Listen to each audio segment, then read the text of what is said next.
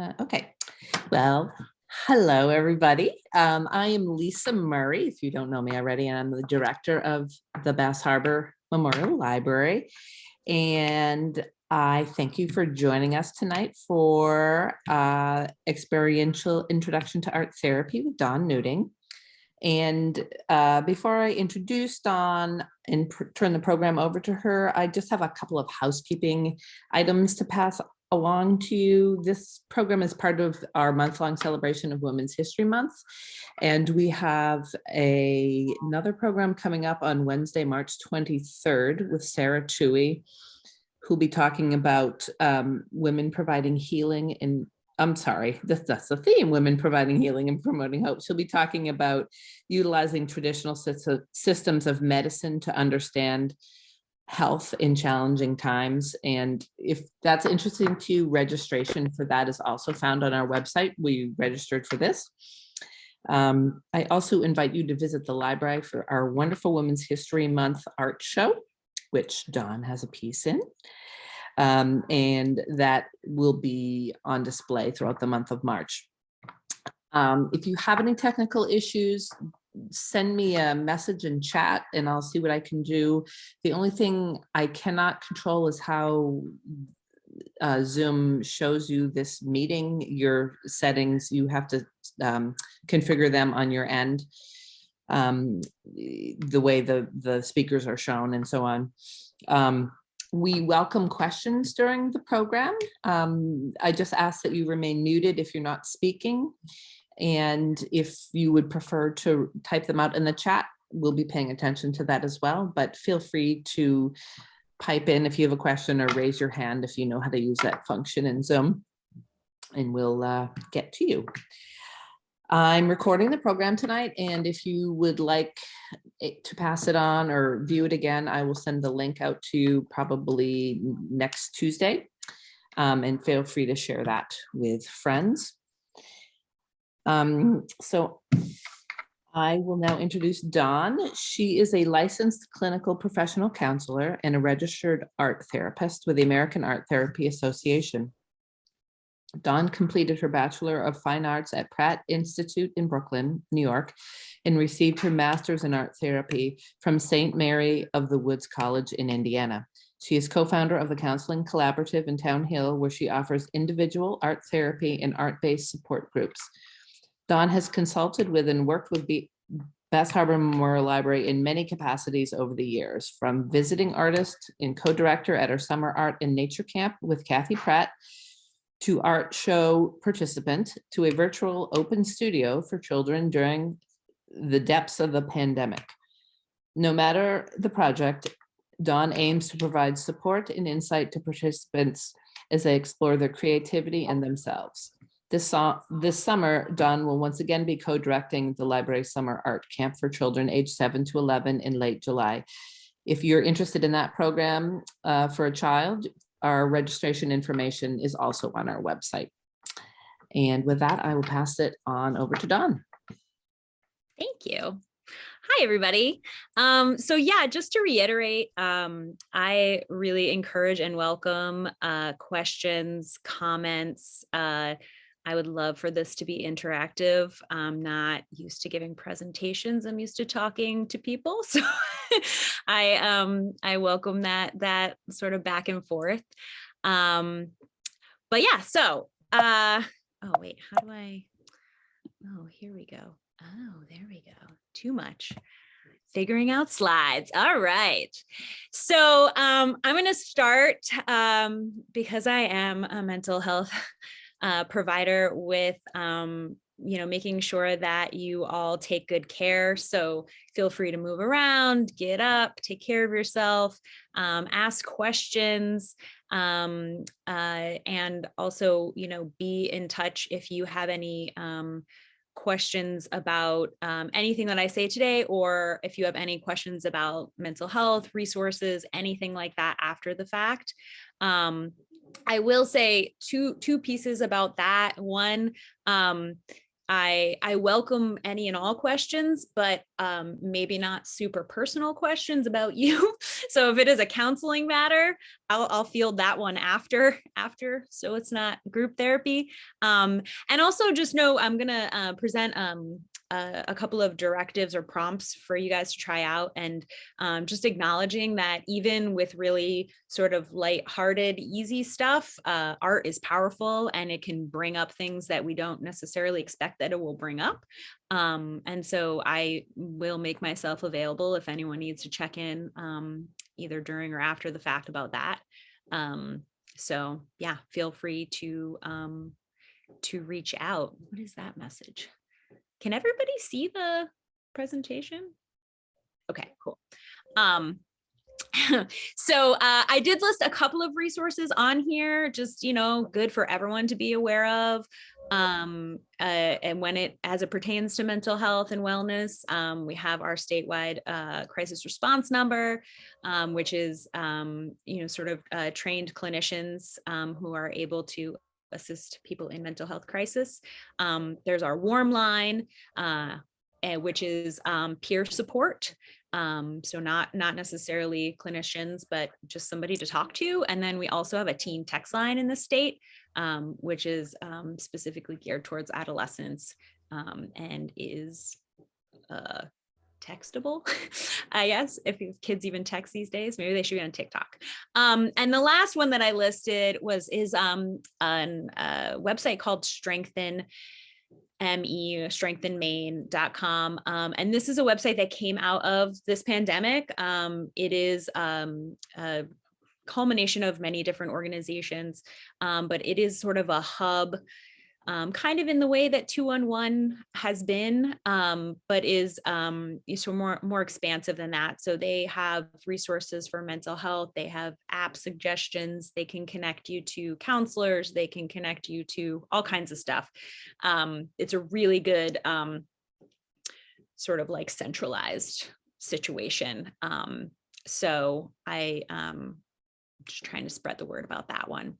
I will have artwork posted on some of my slides, and some of it is client artwork that I've gotten permission to share. And as just sort of examples of some of the things that we do in our therapy. And this happens to be one of those. This is a feelings thermometer that was made by middle schooler.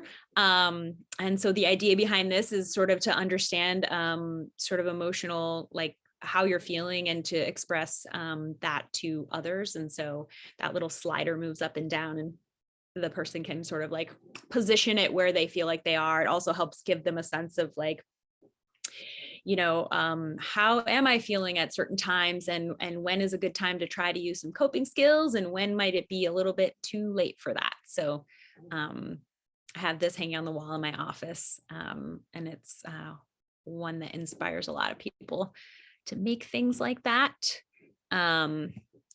Okay. So about me, and Lisa basically just like, spoiler alert, all the things about me, not totally. So I how much do I tell you? So I went to my undergrad for fine arts at Pratt Institute in Brooklyn, and I studied sculpture for my undergrad, and graduated from there. And actually, Joan Rivers was a speaker at my graduation. Don't really know why, but she was. And at that graduation, she got up and she was like, what were you guys all thinking? Like, what are you going to do? How are you ever going to make money doing this? Like, you guys are all a bunch of like crazy people. We're like, oh yeah, you're so funny, Joan. Oh wait, what? So yeah, kind of, graduated with an art degree. Wasn't really sure what I wanted to do with that. And so sort of, kind of lived my life a little bit at first. And I knew for certain I did not want to go into art education, because I feel really strongly that education is a calling. and you should really feel called to it and want to do it because it's so important. And I did not feel that. So I felt like I had no business just becoming an art educator, because what else was I going to do? So I steered clear of that. Sort of at some point was talking to some friends and came across the idea of art therapy, and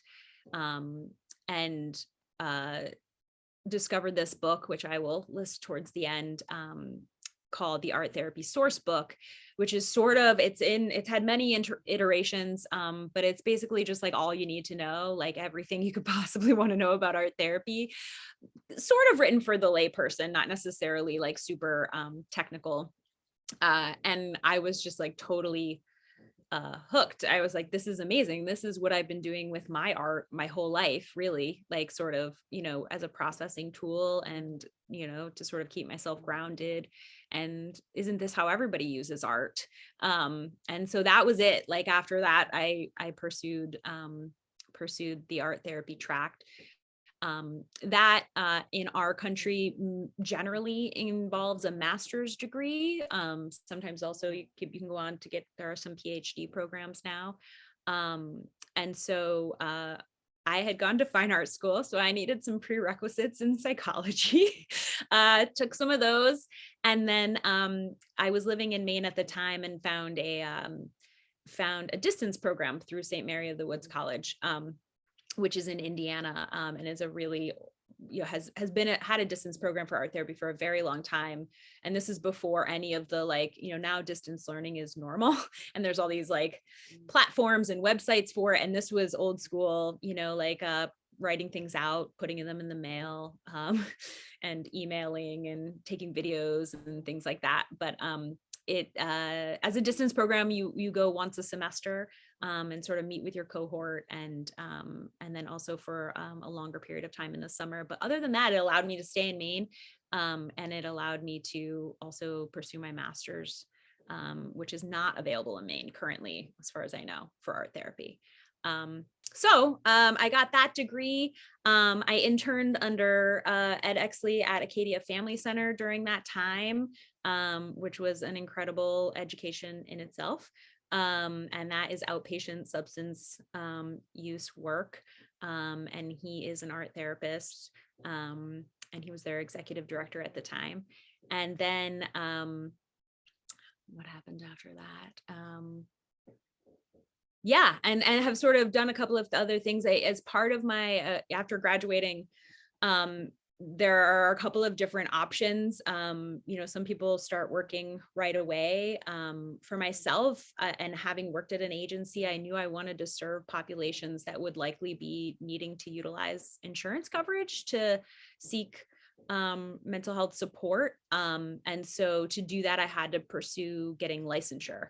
And there are art therapy licenses in some states in the United States, but not in Maine. So I had to choose between a couple of licensure options. I chose clinical counselor, and had to do a couple of extra courses to get that. And also persuade the counseling board that my art therapy degree was valid, which took a little doing, but got licensed, and now was able to bill insurance, and provide art therapy to the kinds of population that I really wanted to serve. So I worked at Acadia Family Center as an art therapist in substance use work for a while. My husband was in the Navy at the time, and we were then stationed in Washington State. And while living there, I worked at an outpatient mental health, community mental health, in the children and family department. And that was sort of counseling boot camp. It was a Medicaid funded organization, and it was pretty intense, but I learned a lot, probably even more than I learned at school from working there, and just really totally different pace, but really incredible. And when my husband got out of the military, we decided to return to Maine. And it was in 2015-ish, that I started a private practice here. And with the help and nurturing of a colleague, Amelia Brucker-DeMero, who had already had her private practice open as a clinical social worker. And we worked together and created the Counseling Collaborative, really out of just wanting to work, in proximity to each other and collaborating together, because counseling, especially individual counseling, can be pretty isolating for the counselor. You're just behind closed doors all day with individuals, and to have what we call supervision, being able to like run things by another counselor and sort of touch base, at the very least, just kind of decompress a little bit, because it's, we do really difficult work sometimes, is really amazing. And so we started out in Hulls Cove, and we a couple of years ago moved over to Town Hill, where we have our building currently, and that's where I primarily practice. So my work at this point is mostly with individuals, though I do offer a group, a support group for middle school age kids that I have running in 8-week increments, and I work with kids 5 and up, and adolescents and adults. I'd say my caseload is primarily anywhere between like 6 and 18, but I do have a smattering of adult clients. So yeah, I'm trying to think if there's anything else. Any questions about any of that?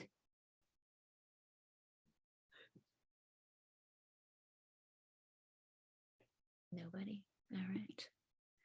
Well, then I might move along. And feel free to like circle back if you have any more questions about that.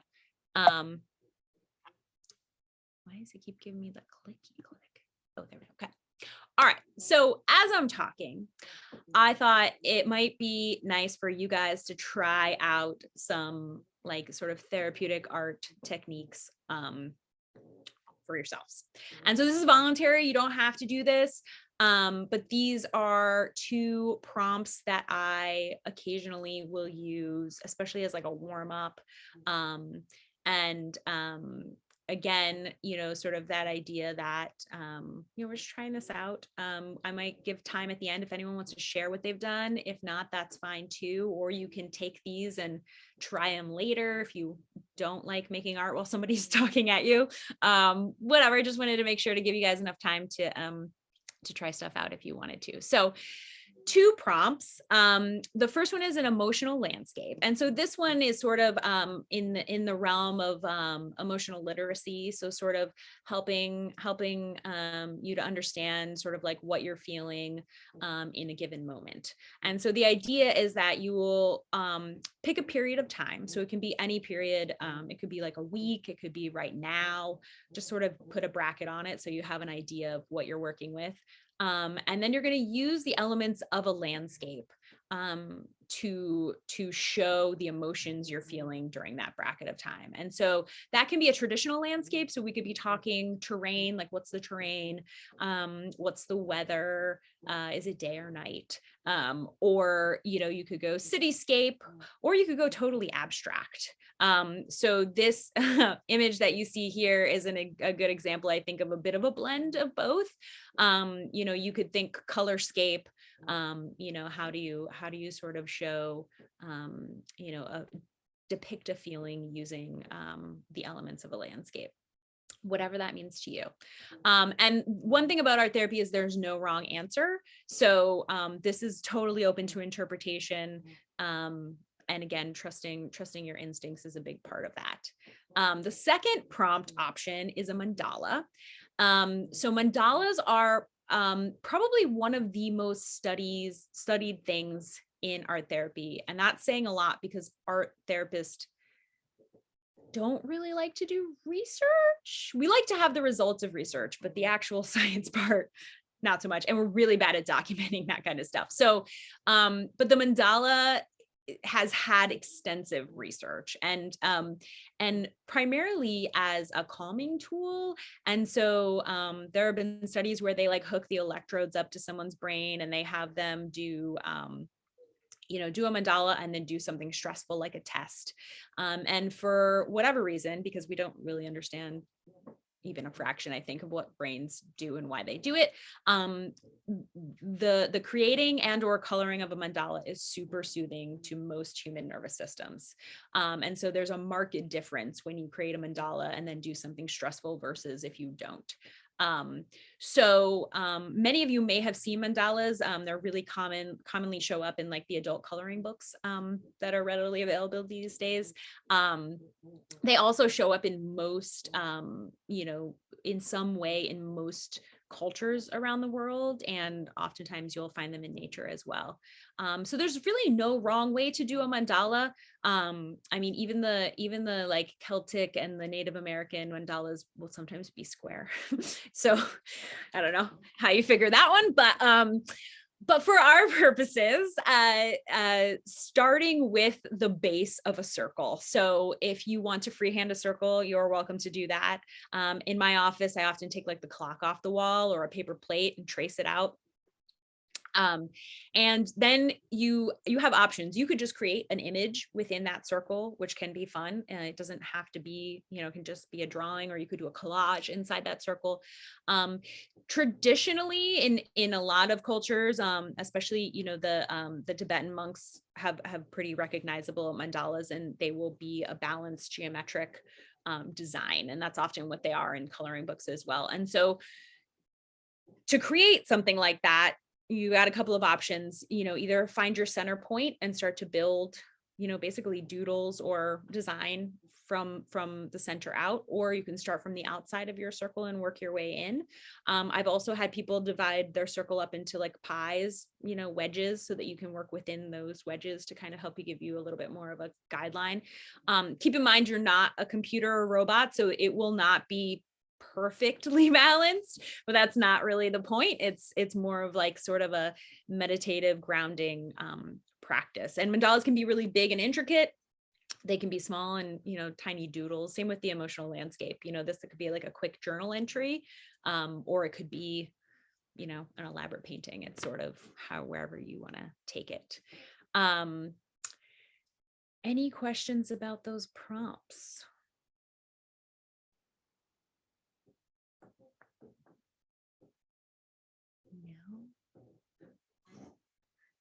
No. Oh yeah, Kathy, jump right in there. So, do you find that when you work with these different age groups, there's that's quite a range from like 5 to adult, so do you find that one or the other of these warm-ups, work well with certain ages, or is it just more like, does it have more to do with the client's personalities, or I guess my question is about sort of like developmental stages. Yeah, totally. Yeah, that's a great question. Yeah, so I think yes. So the thing about 5-year-olds is they don't really need much of a warm up. Right. They are not bashful used generally with art materials. Even like really shy 5-year-olds will, if you put some stuff in front of them, will just start going on their own. So it tends to be like, older kids and adults that need more of that sort of like, here we go. So for kids like that age, or younger kids in general, I might use one or either of these more as a tool. So like, hey, we're trying to build emotional literacy. So let's do it with this emotional landscape instead of just talking about feelings all the time. We're doing it in a fun, creative way. And the mandala as a grounding practice, both creating a mandala or just doing a coloring sheet is a really sort of, just kind of like, if we want to bring it back in as a tool, but not necessarily like to kick things off so much with kids that age. But with adults, and again, not always, but oftentimes we'll need a little bit more guidance around on how to get started, I guess would be the way to say it. And so these are great ways to do that. And generally I do start out with something in those situations more like a mandala. So we're doing more sort of like grounding practices, you know, sort of getting to know you, but also providing you with some tools for just how to like calm, center before we get into any like, you know, bigger stuff, although sometimes that comes spilling out even if we don't necessarily plan on it, but yeah. All right, any other questions about the prompts or anything related to that? Okay. I'm gonna try to, there we go. Okay, so because this is Women's History Month, and that this whole theme is centered around that, I thought I would start from a place of history. And it was actually good for me to brush up on some of this, because I was like, wait, what? How did this happen? So in general, art therapy came primarily out of two places. One was psychology and one was art education. So that was sort of like the foundations of the profession. And, you know, realistically, you know, who was I talking to that recently, but like art therapy has always really been a thing, right? Like as far back as the oldest art that we have in existence, right, in cave paintings and things like that, it's people using art to try to figure out their world and make sense of it. And so it's always been a thing. But as a proper profession, especially, you know, these are this history is United States centered. It sort of really came out of psychology and art education, and really around the sort of like late 30s, early 40s. So the general understanding of the mother of art therapy is a woman named Margaret Naumburg, and I can't, you guys are blocking my photo. So she is the black and white photo that's like top far right. And she was sort of the first person to, like, in our understanding, to sort of define the profession in 1940. And she really saw, you know, she came from a place of psychology, and she saw art as like a tool that could be used in psychology. And at the time it was, you know, sort of Freud and Jung, and like it was a boys club, as many things are. And so it's kind of interesting that art therapy, you know, sort of was spearheaded by a female identifying person. Margaret's sister, Florence Kane, who is the woman pictured standing there with a small child drawing, was also sort of on the art therapy bandwagon, and she came from a place of education, so she was an educator. And she really saw, so she and Margaret lovingly disagreed on some points, which is a thing that has continued in art therapy. There are different viewpoints, but Florence's perspective was very much that making art itself was therapeutic. So not that it could be just used as a tool for, you know, within the framework of psychotherapy, but that the art making itself was actually the therapy.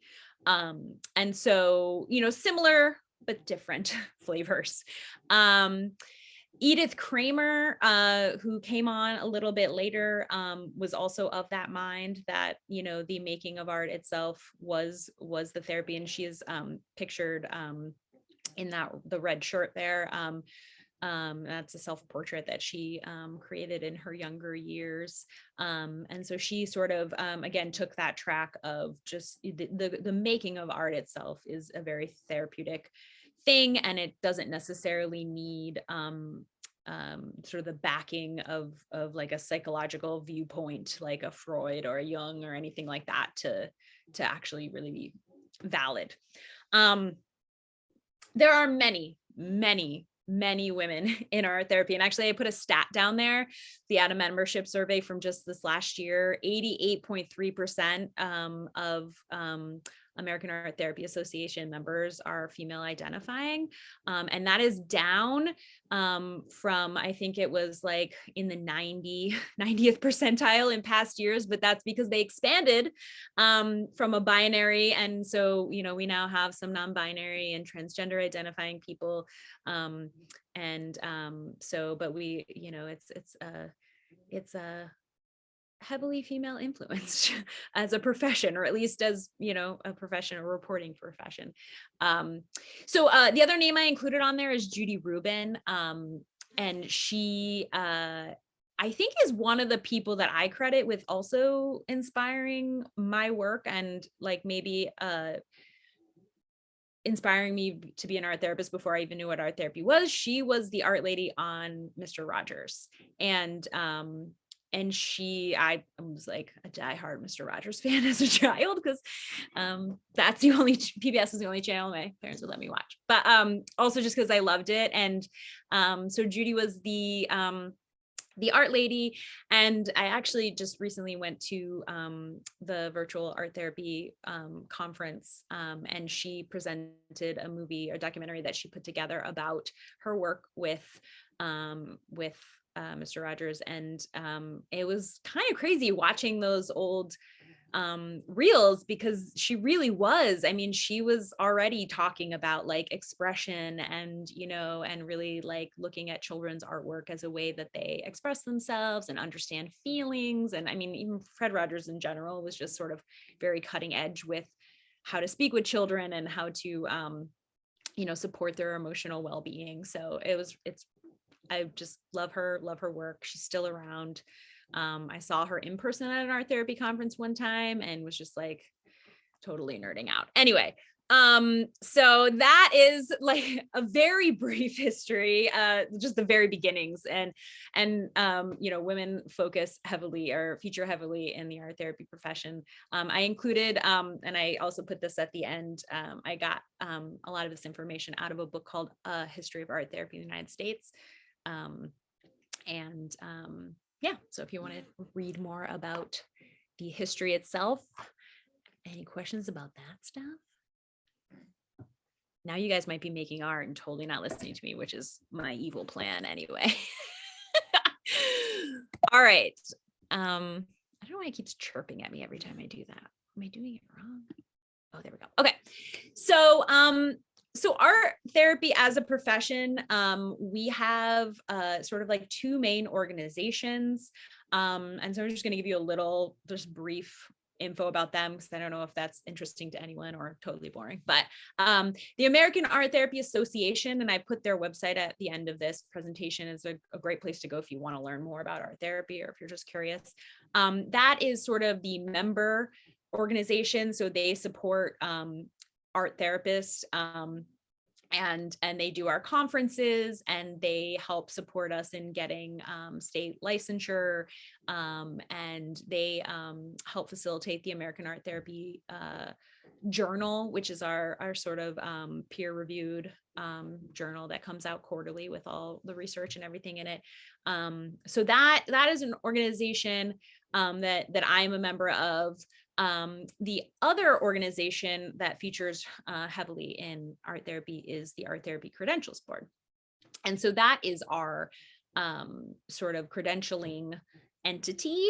And I've written up the credentials that we have here. Again, in Maine, these credentials don't really mean much because it's not like a licensure issue. So it's more just, you know, if you're looking for an art therapist, you know, these credentials will help you to know like that they were formally educated in art therapy, that they are connected with these organizations. It sort of helps with like legitimizing is, kind of a cue that this person might know what they're talking about. So the ATR is registered art therapist, and that's what I hold. And so that involves, a certain level of education, and then, supervision stuff. ATRBC is a board certification. So that's a test you can take. And in states where there is licensure specifically to art therapy, that is more important. And then ATCS is specific to art therapy supervision. So what that means is that you can supervise interns basically, and help towards their credits and graduation and things. So those two entities are separate from each other, but they kind of overlap in a way. And yeah, so those are our main organizations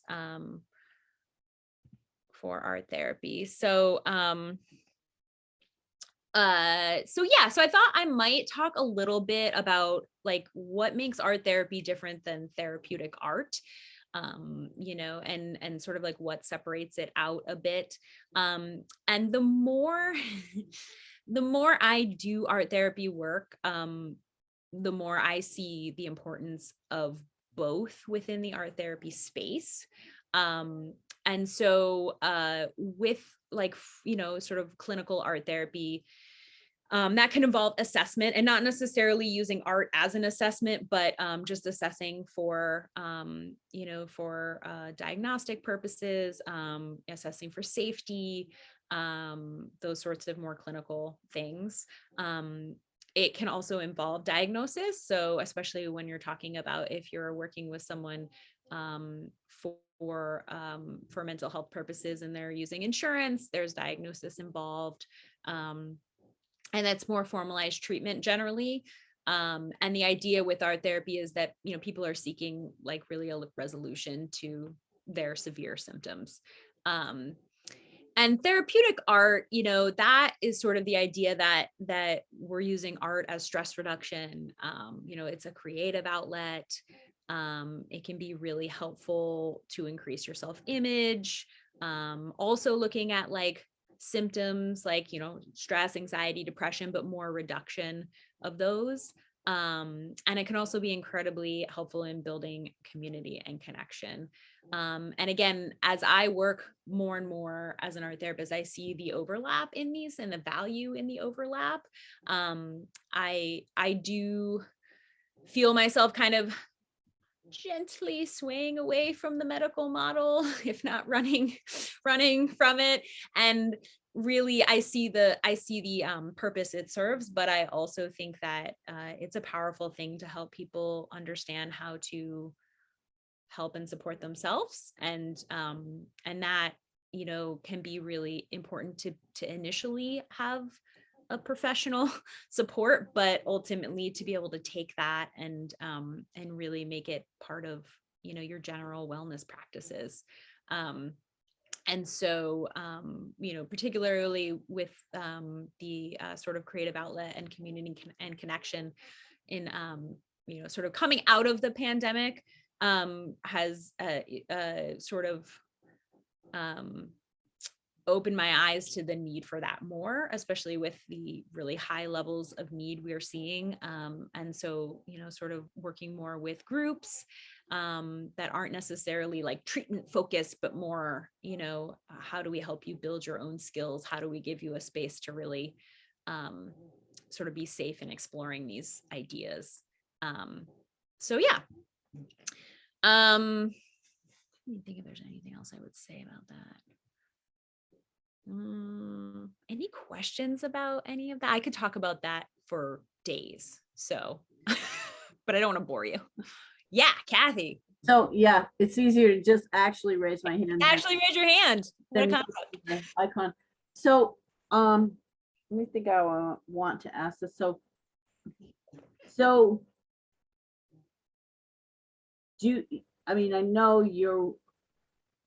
I know you are an art therapist, but do you always use art as your, method of treatment? Or is like, I know there's all different kinds of therapy, but are you like kind of strictly an art therapist? You know, are you always using that with clients, or is it a combo of talk therapy and this, or? Yeah, that's a really good question. It's both. So again, as I sort of spend time doing this work, I have gotten more and more clear that my specialty is art therapy, and that if you are not open to using art materials at all, then I am probably not the best therapist for you. However, there are many situations where I either start with a different approach, or, art therapy is sort of just part of what I do. I have sort of weirdly started to specialize in working with kids who don't want to go to therapy. So, sometimes I will utilize art within that, but sometimes they are more resistant. Like, they don't want to do anything. They don't even want to be there. So they definitely don't want to, do anything I'm asking them to do. So it's more relationship building until we get to a point where they feel more comfortable. Sometimes especially when I'm working in schools, I'll be paired up with kids because of personality rather than because of I'm an art therapist specifically. So that's another reason that I wouldn't necessarily. And then just also, anytime you're working with kids, you gotta have many options. So sometimes we're making art, sometimes we're building with Legos, sometimes we're playing games, sometimes we're doing gymnastics. Like, sometimes it's sort of, whatever is most appropriate or most effective for them in that moment, and really trusting that they, will let me know what that is. So not always forcing art, but in general, art is my primary modality, and I am almost always using it in some fashion with most clients. I do have some clients that I have been working with on and off since I started my private practice that we don't use a whole lot of art. But yeah, in general, and talk is generally part of it as well. I do have clients that don't want to talk or don't feel like talking. And so talking is less of a thing, but generally when we're making art, it helps facilitate discussion. And then we're also often like reflecting or processing what they've made at the end.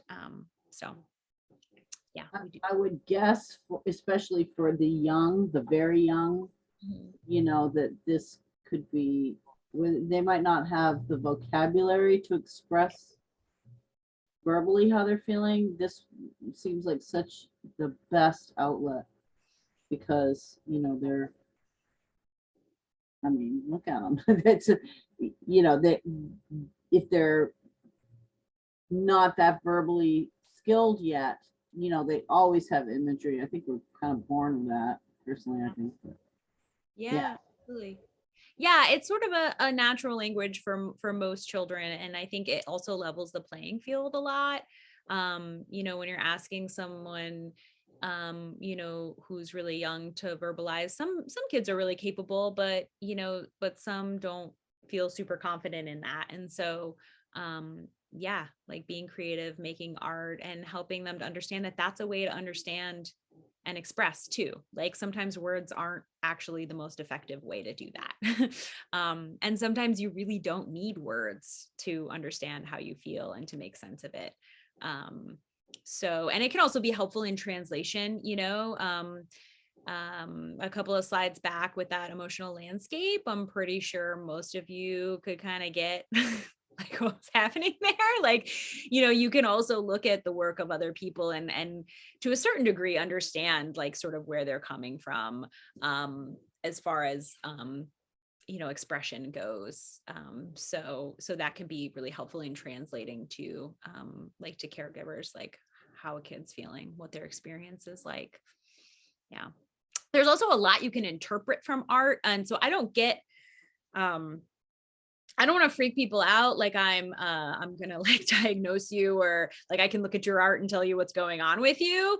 But there is a lot you can get from even just, I mean, and counselors do it all the time, just like how someone walks into a room, how they hold themselves. Like, you know, we're trained to read people. And so in the same way there is a certain amount of like reading art, and mostly in the way of like, how is that art being created and what is the interaction that's happening? And then how is that person like talking about their work? So not necessarily like, oh, well, if you draw a volcano, like here's your diagnosis, but it definitely is a helpful tool for sort of like learning more about where that person is coming from and how they're experiencing the world. So yeah, so it can be really helpful.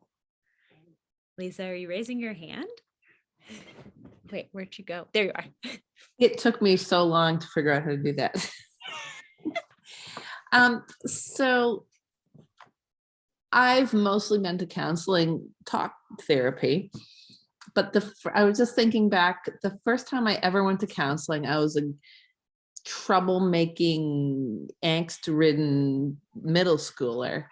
And I remember sitting down and the counselor, the first thing saying, I was having trouble with the guys at that age. I was 13, and the counselor said, draw a picture of your perfect man, your perfect boy.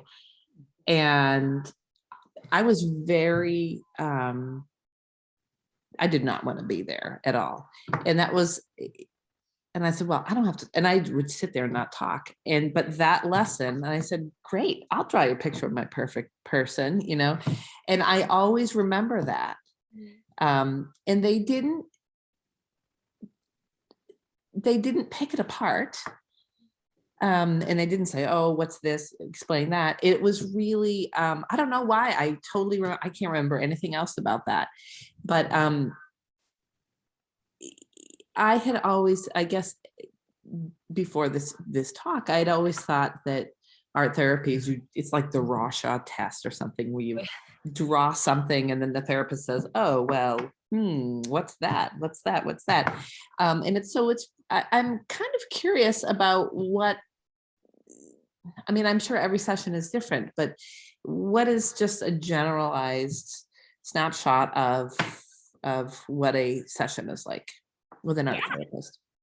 Absolutely.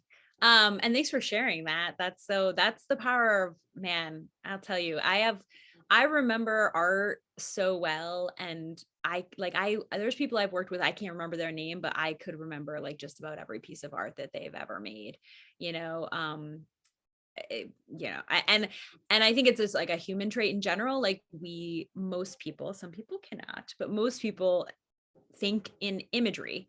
And so imagery sticks with us, you know, and it's really powerful. And it sounds like you had a pretty good therapist there. That's nice.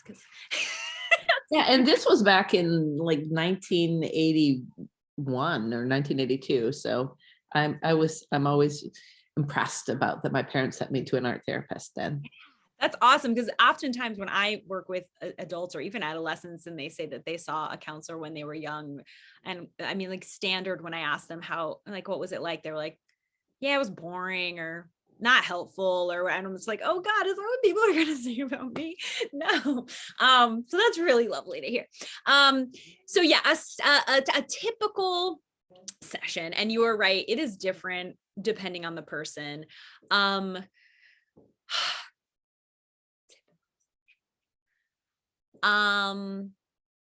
So oftentimes we will start, so my office, I should have taken a picture of my office. My office is set up as like a hybrid counseling. So I do have a couch. It's not a like fainting couch or anything. It's just a couch and a chair. But I also have a studio, like an art table and stools. So it's sort of like a hybrid between an art studio and a counseling office. And we will often start by hanging out, you know, wherever the person is most comfortable. Like if that's a teenager, sometimes it's on the couch, and we're kind of checking in about how things are going. I do tend to like to start with people like near around when I start working with them, identifying goals, just so that we kind of know where we're heading. And I know that I'm, you know, sort of supporting them in the way that they want to be supported. So we'll maybe be checking in on what's going on with those.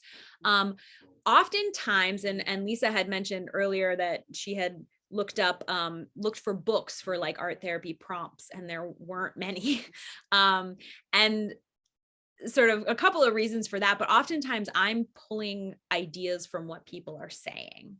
So it's sort of like my brain thinks in terms of, let's look at that using art.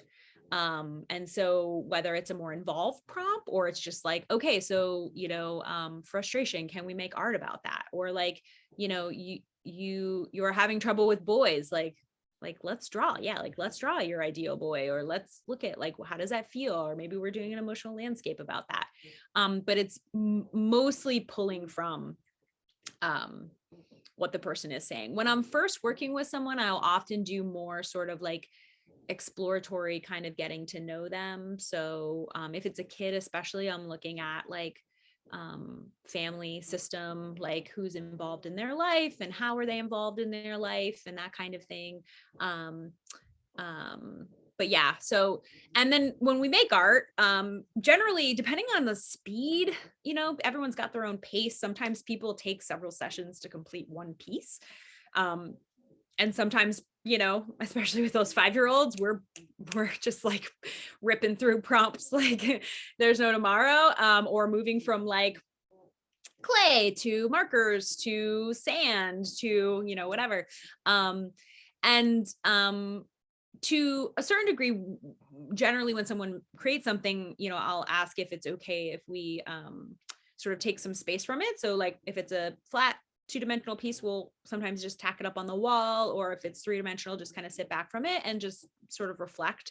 If there's anything they want to share, I welcome that and encourage that. Because really any reflections I have are from my perspective. So what they have to say is infinitely more important than any reflection I would have. But yeah, just kind of processing and taking a look at it. What was it like to make that? Oftentimes that will inform what we do next as well. Taking a closer look at things, or, something along those lines. And when people make art in art therapy, it's always theirs to take. And if they choose to leave it, I generally keep it as part of their medical file. So I get to hang on to that stuff basically for forever. But it is kind of nice because then we have things to draw back from. So a lot of art therapy is kind of getting to know everyone's individual symbols and style, and certain colors mean different things to different people. And I can't tell you how many times people have drawn the exact same drawing multiple times and not even realized it, or symbols come up and they don't realize that they've done that every single time, and things like that. So it's both helpful for me to be able to reflect on their previous work, but also oftentimes for them. So I guess that's like the most typical I can snapshot I can give, I think. Yeah. So that's kind of how it goes in general. That was a great question. Any others? How are we doing on time? Oh my gosh, it's 8:00 already. Yeah, bust through this. All right. I think this might be one of my last slides, actually. So materials, I just wanted to kind of, and this kind of goes into your typical session too. This is a picture of a shelf, one of the many shelves I have at my office. I currently have an abundance of art materials because now that I'm doing groups, you have to have multiples of everything, but I keep a lot of options. Everything from the markers and crayons and color pencils you see here to, I usually keep a couple of clay options. I have acrylic paint and watercolor. I've got tons of collage materials. What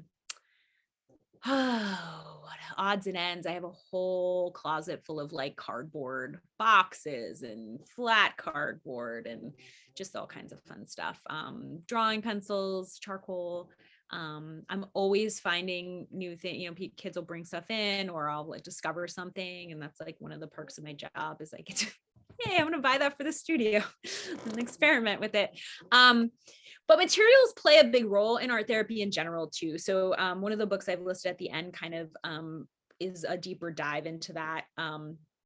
and I'll explain that when we get there, but it's sort of materials matter. So there is sort of this idea that there's a continuum of materials, and it goes from, you know, sort of rigid to fluid. And on the rigid side, you've got like your pencils, your colored pencils, that kind of thing. And then it goes all the way through like pastels and clay and things to like, you know, paint, ink, things of that fluid nature. And so you can use different materials to sort of evoke and or sort of explore different areas. So if someone's feeling really out of control, you know, you might look to use something a little bit more rigid to help give them more of a sense of control, grounding, you know, a pencil, something like that. If you're looking to explore more deeply with emotion, then something more fluid can be really helpful, especially something with color can be really helpful. So sort of like there's different ways you can play around with materials. You can also sort of start to learn a lot about people based on the materials they use more frequently. And I will often do that when I'm especially working with middle schoolers, you know, kind of challenging them a little bit. Like, okay, so if you're really wanting to use like a fine point pencil, like, what if we try this other thing? Or like, what if we go big? Or what if, you know, like kind of ways that you can experiment with discomfort or with exploring different feelings just by playing around with materials in like a really safe way.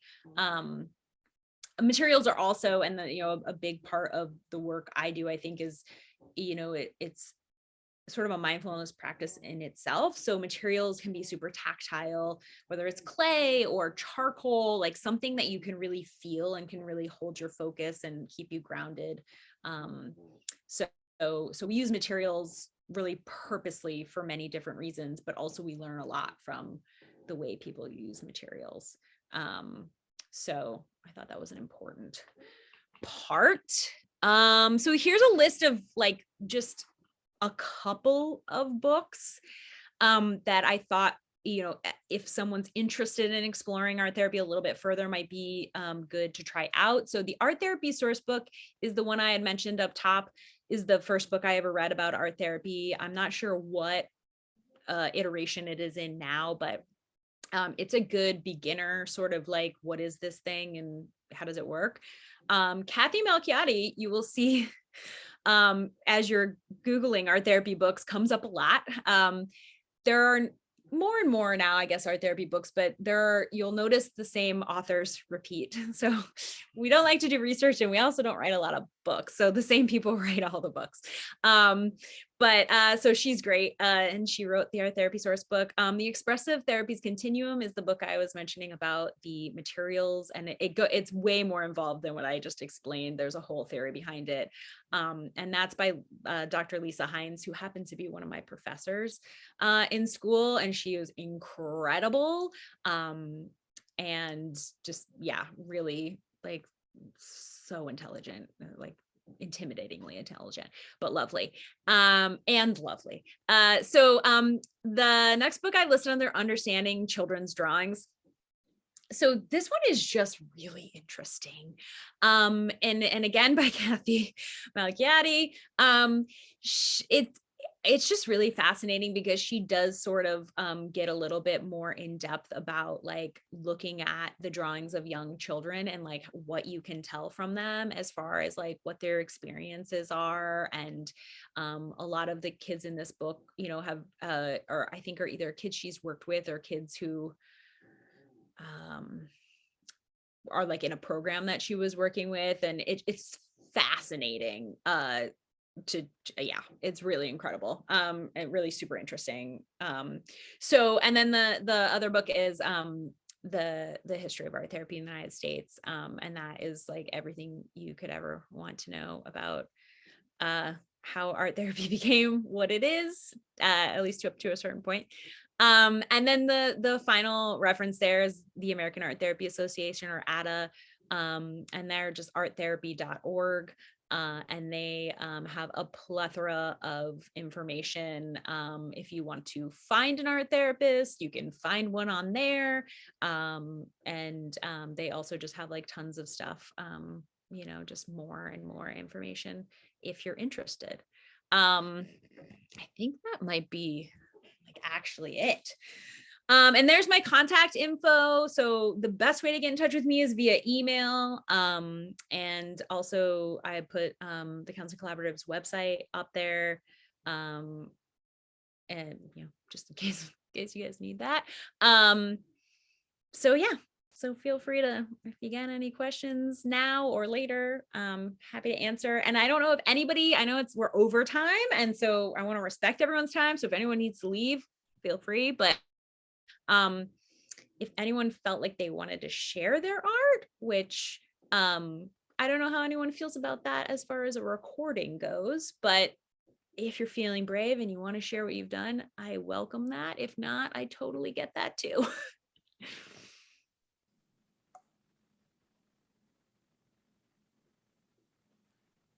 Yeah, Noreen. Are you able to see me? I don't think I am. You know what?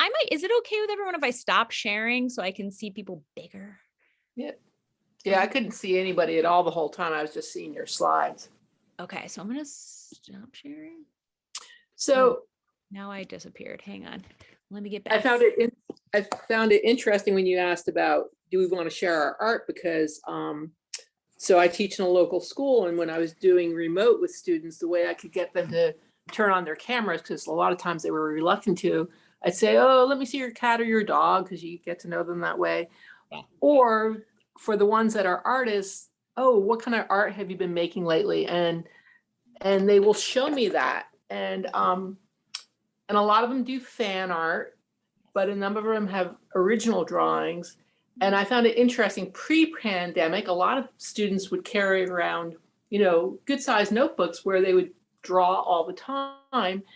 And then we went virtual and they started using tablets. So I see less pen and paper and more tablet drawing. But anyway, it's just an observation about students and how you get them to share things. So yeah, that's really cool. Nice. Thanks for sharing that. Yeah, I would agree. I didn't even get into art therapy during the pandemic. Oh man.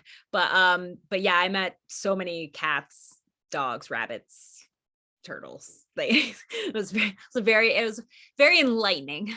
It's an interesting peek inside their lives for sure. I have one student that would regularly show me her chickens. She'd, just to get out of the house, and Yeah. she'd go into her yard with her tablet and show me the chickens and things like that. Yeah. Yeah. You get really used to like following a really jiggly camera. Yeah. Good times. Nice.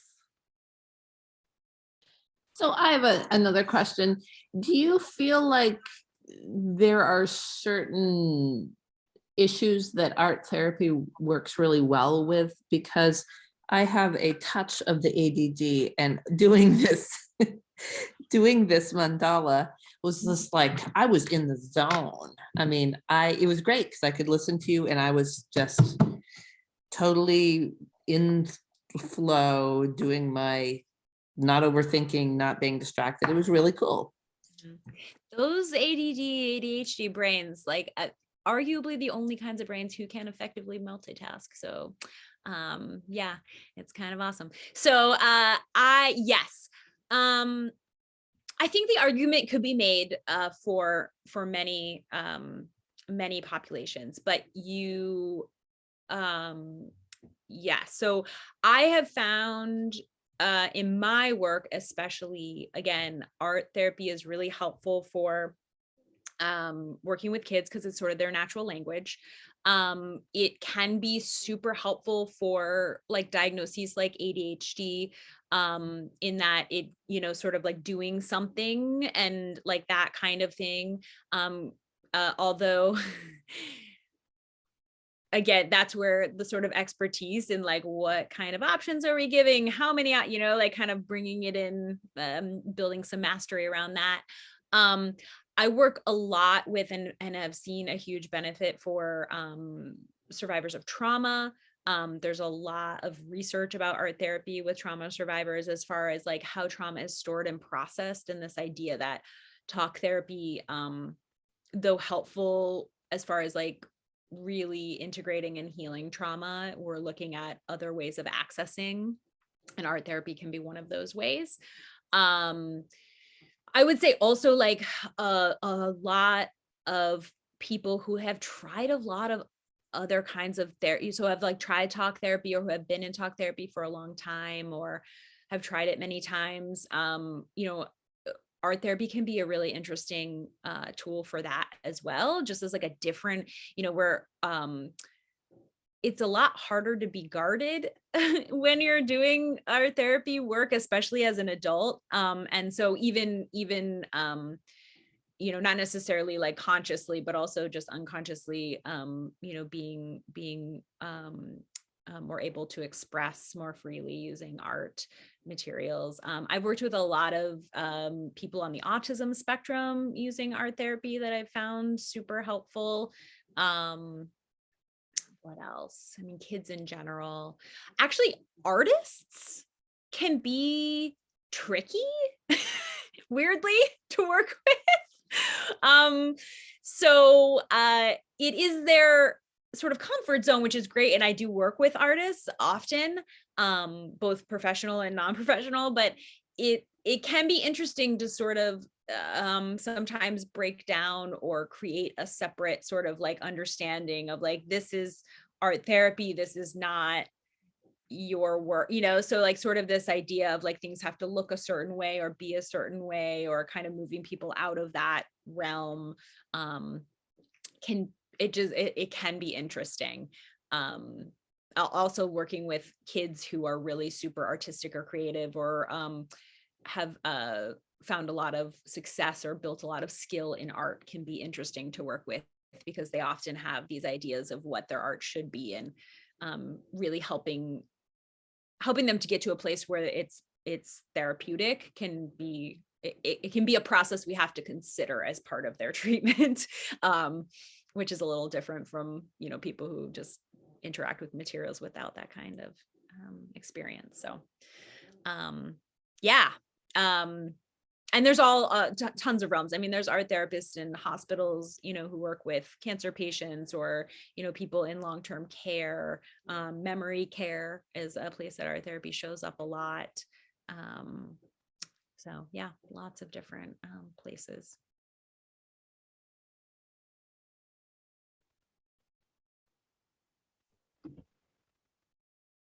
So Lisa, you say you're in the zone. Is it like private mandala, or would you show it?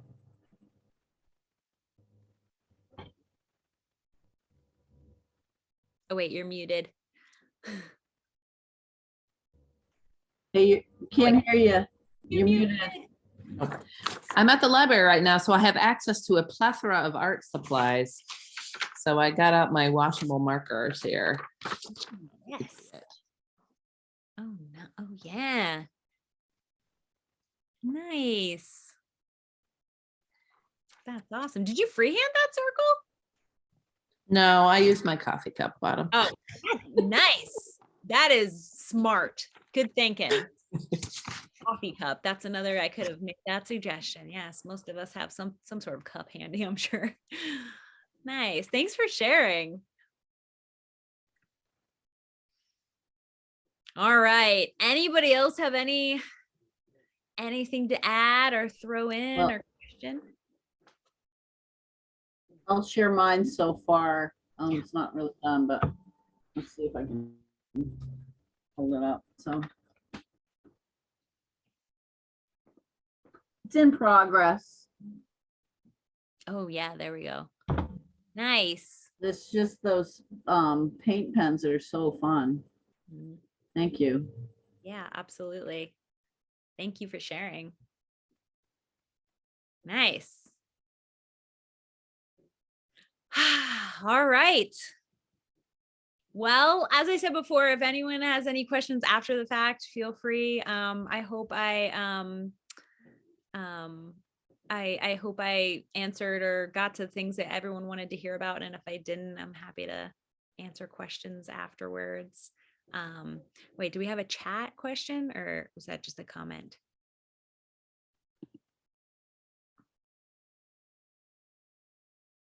Oh, you're on it.